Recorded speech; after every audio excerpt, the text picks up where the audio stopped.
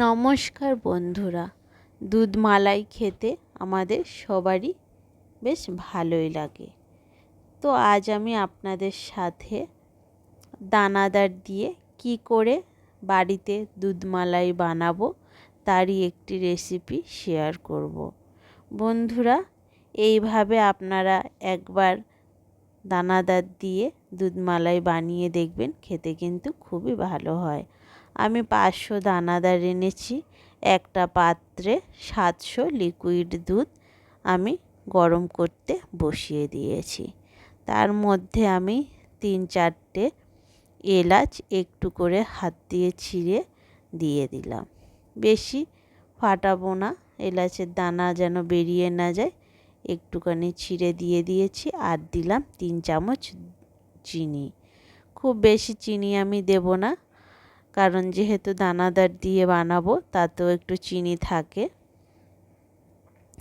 বন্ধুরা, এছাড়া দুধ মালাই কিন্তু খুব একটা মিষ্টি খেতে হয় না, তাই খুব কম করেই চিনিটা আমি দেব।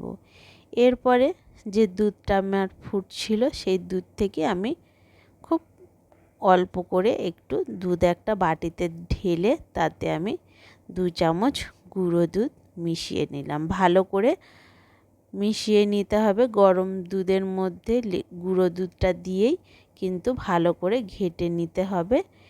এরপরে আমি ওই দুধটা আবার ওই দুধের মধ্যে দিয়ে ভালো করে গুঁড়ো দুধটা আমি মিশিয়ে নিলাম।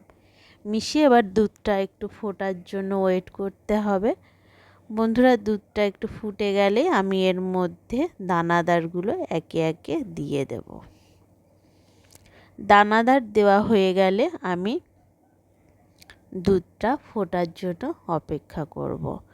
বন্ধুরা, দানাদার দেওয়া হয়ে গেলে কিন্তু বারে বারে দুধটা একটু নেড়ে নিতে হবে, কারণ যেহেতু দানাদার দেওয়া হয়েছে নিচেই কিন্তু লেগে যেতে পারে। দেখুন বন্ধুরা, দানাদারগুলো কত সুন্দর ফুলে ফুলে উঠেছে।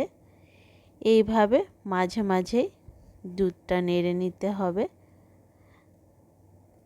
এইভাবে বাড়িতে একবার করবেন বন্ধুরা, খেতে কিন্তু খুবই সুন্দর হয়। দেখুন দুধটা এরকম ঘন হয়ে যাবে এবং দুধের কালার একদমই চেঞ্জ হয়ে যাবে।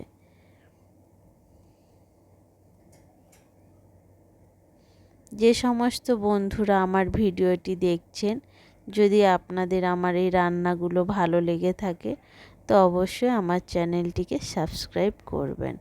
বন্ধুরা, আমার দুধ মালাই রেডি। আমি একটা পাত্রে ঢেলে খুব সামান্য পরিমাণে গোলাপ জল দিয়ে ঢেকে রেখেছিলাম।